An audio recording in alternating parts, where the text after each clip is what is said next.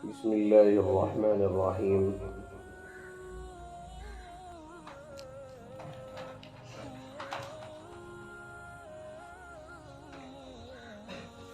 عن أبي هريرة رضي الله تعالى عنه قال قال رسول الله صلى الله عليه وسلم: لا يزال المليلة والصداع بالعبد والأمة وإن عليهما من الخطايا مثل أحد فما يدعهما وعليهما مثقال خردل. رواہ ابو یعلا. حضرت ابو ہریرہ رضی اللہ تعالیٰ عنہ سے روایت کرتے ہیں کہ رسول اللہ صلی اللہ علیہ وسلم نے ارشاد فرمایا: کسی مسلمان بندے اور بندی پر مسلسل رہنے والا اندرونی بخار یا سر کا درد ان کے گناہوں میں سے رائی کے دانے کے برابر بھی کسی گناہ کو نہیں چھوڑتے، اگرچہ ان کے گناہ احد پہاڑ کے برابر ہو۔ دیکھو جی، مسلمان کیا ہر انسان کو سر کا درد ہونا، بخار آنا ایک عام بات ہے، لیکن مسلمان کے سر کے درد میں بھی ایک رحمت ہے اس کے۔ مسلمان کو اللہ جو بھی تکلیف دیتا، جو بھی مصیبت دیتا، چاہے وہ مصیبت بدن کے اعتبار سے ہو، چاہے وہ مصیبت اس کے اندرونی ٹینشن کے اعتبار سے ہو، ان سب پر ثواب ہے، نہ کہ کوئی نقصان ہے۔ اللہ کے رسول صلی اللہ علیہ وسلم نے بہت گہری اور بڑی بات بیان فرمائی۔ صداع کہتے ہیں سر کے درد کو۔ اگر کسی بھی مسلمان بندے اور بندی کو کیا ہوتا ہے؟ سر کا درد ہوتا ہے اور کوئی اندرونی بخار رہتا ہے، اندر کبھی کبھی بخار رہتا ہے نا، بدن گرم ہوتے رہنا، رات میں نیند نہ لگنا، یہ اس کے لیے بھی زیادہ افسوس کرنے کی ضرورت نہیں ہے۔ یہ بھی بیماریاں گناہوں کے ختم کرنے کے لیے بہانہ تلاش کرتی ہیں۔ کیا تلاش کرتی ہیں؟ بیماریاں گناہوں کو ختم کرنے کے لیے بہانہ تلاش کرتی ہیں۔ حدیث پاک میں اللہ کے رسول صلی اللہ علیہ وسلم نے فرمایا کہ انسان بعض مرتبہ نیک اعمال کے ذریعے سے وہاں تک نہیں پہنچ سکتا جہاں تک اللہ کے نیک بندے ہیں۔ بعض مرتبہ اللہ اس کو ایسی بیماریوں میں مبتلا کر دیتے ہیں جس پر وہ صبر کرتا ہے اور وہ اس درجے تک کیا کرتا ہے، جا کر پہنچ جاتا ہے۔ تو یہ سر کا درد ہونا، یہ بخار کا ہونا، یہ ہمارے گناہوں کے معاف ہونے کا کیا ہے؟ سبب ہے۔ ایک روایت میں اللہ کے رسول صلی اللہ علیہ وسلم نے فرمایا: صداء المؤمن وشوکۃ یشاکها او شیء یؤذیہ یرفعہ اللہ بها یوم القیامۃ درجہ ویکفر عنہ بها ذنوبہ۔ اللہ کے رسول نے فرمایا کہ مومن کے سر کا درد بھی، اور وہ کانٹا کتنا بڑا رہا، اور وہ کانٹا جو اسے چبھتا ہے، اتنا بھی چبھ جائے، اتنا بھی چبھ جائے، وہ کانٹا جو چبھتا ہے اور کوئی چیز جو اسے تکلیف دیتی ہے، اللہ تعالیٰ قیامت کی دن اس کی وجہ سے اس مومن کے درجے کو بڑھائے گا اور اس کی تکلیف کی وجہ سے اس کے گناہوں کو بھی معاف فرمائے گا۔ سبحان اللہ۔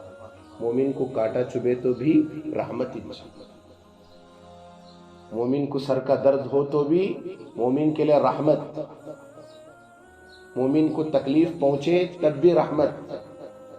اللہ کے رسول صلی اللہ علیہ وسلم نے فرمایا: ما من عبد تضرع من مرض الا بعثه اللہ منہ طاہرا، رواہ الطبرانی۔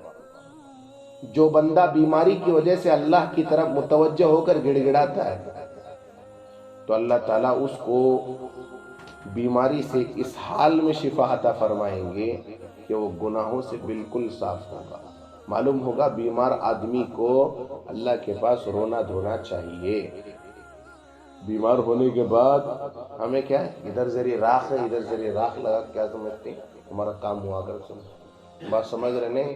ادھر اور ادھر راکھ لگانے کا किसी की बत्ती चढ़ा ले को उद्बत्ती का राख इधर जरा लगा लिया, इधर जरा लगा लिया तो क्या समझती, पार वे ले हमें कर दो। उससे अच्छा क्या था अल्लाह रब्बुल इज्जत की बारगाह में दुआ करना कि अल्लाह मुझे शिफा नसीब फरमा, अगर ये बीमारी मेरे लिए रहमत है अल्लाह तो इस बीमारी को मेरे लिए रहमत बना, जहमत ना बना, पकड़ और गिरफ्त का सबब ना बना। बीमारी दो तरीके की रहती है, एक पकड़ने के वास्ते आती, एक गुनाह माफ करने के वास्ते। पकड़ने के वास्ते आई बोली तो बहुत खतरनाक हो, समझ लेना ये गुनाहों का असर है। एक बीमारी गुनाहों को माफ कराने के वास्ते वो आ गई तो इंसान के लिए रहमत है। इसलिए अल्लाह से बीमारी के बारे में भी सही दुआ होना हो, अल्लाह अगर ये बीमारी मेरे लिए रहमत है, अल्लाह इस बीमारी को मुझसे क्या अता फरमा, शिफा नसीब फरमा। अल्लाह अगर ये बीमारी मेरे लिए तकलीफ का जरिया है, अल्लाह इस तकलीफ को दूर फरमा कर मेरे साथ आफियत का मामला फरमा। ईमान के बाद सबसे बड़ी दौलत आफियत का होना है। किसका होना है? आफियत के माने सही तंदुरुस्ती, आफियत के माने हर हाल में अच्छाई, आफियत के मामले बदन अच्छा रहना, आफियत के मामले में हर चीज, इंसान की एक चीज को तकलीफ होती है बदन के अंदर, पूरा जिस्म क्या होता है, दर्द में मुब्तला होता है। नाखून को तकलीफ हुई कर को नको समझो, दिमाग को टेंशन करना है इंसान। इसलिए आफियत मांगो अल्लाह से। अल्लाह के रसूल ने मांगा है आफियत को, अल्लाहुम्मा इन्नी अस्अलुकल अफ़्व वल आफिया। अल्लाह मैं माफी भी और आफियत भी दोनों भी मांगता हूँ।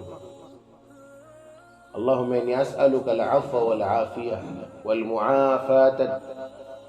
और फिर अल्लाह तबारक व तआला से हर किस्म के गुनाहों की माफी मांगो। अजीब है ने इंसान का हाल और भी बयान किया अल्लाह ने।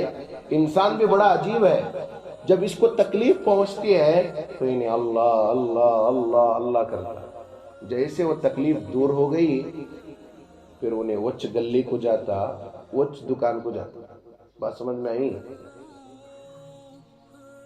बीमार पड़ गया था, पी पी पी पी को गया, दवा खाने में दिखाया, डॉक्टर बोले अभी लीवर के ऊपर एक दाग पड़ा, खाली दाग पड़ने से क्या हुआ तुझे, दर्द पैदा हुआ, पूरा लीवर भी खराब नहीं हो को है, अब से सुधरना देख बात कर को डॉक्टर बोल रहा है। बैठे जगह नियत कर रहा हूं, कहा डॉक्टर के नहीं, ठीक है तो उस टाइम तकलीफ में था, नहीं अच्छी नियत करता, अल्लाह छोड़ तो ले मैं अब से, डॉक्टर साहब करे भी नियत करता, अल्लाह का नहीं भी। जैसे बीमार पड़ता ऐसा नमाजी बनता, ऐसा मुत्तकी बनता, हर हाथ में तस्बीह पकड़ ले को, एकदम चेंजिंग। जरा एक महीना होता कि नहीं कि आराम होता नहीं, दवा गिवा लिया अल्लाह के फजल से, अल्लाह के करीब भी आने लगे। बीमारी में आदमी कहाँ था, अल्लाह के करीब आता, तो दवा गिवा लिया, करीब हुआ अल्लाह के, जैसे जरा चलने फिरने जरा तंदुरुस्त बने कि वच गली वच दुकान आदमी का हाल है। जिस तरह हम तकलीफ के जमाने में अल्लाह को याद करते हैं, हम सब की जिम्मेदारी है कि हम अच्छाई के जमाने में, खुशहाली के जमाने में, तंदुरुस्ती के जमाने में भी किसको याद करें, अल्लाह को याद करें। अल्लाह से दुआ है अल्लाह हम तमामों को सेहत नसीब फरमाए, आफियत नसीब फरमाए। अल्लाह तबारक व तआला जितने लोग बीमार हैं तमामों को शिफाए कामिला मुस्ताजिला मुस्तमिर्रा नसीब फरमाए। इसलिए कि सेहत बहुत बड़ी दौलत है, इस दौलत से बढ़कर कोई दौलत नहीं है। पैसा बाद में कमाया जा सकता है, सेहत बहुत अहम है। सेहत ही नहीं तो कैसे कमाएगा? इसलिए अल्लाह के पास सेहत भी मांगो, ऐसी सेहत आफियत वाली। अल्लाहुम्मा इन्ना नस्अलुकल अफ़्व वल आफिया, ये बहुत अहम दुआ है। अल्लाह हम सबको अमल की तौफीक नसीब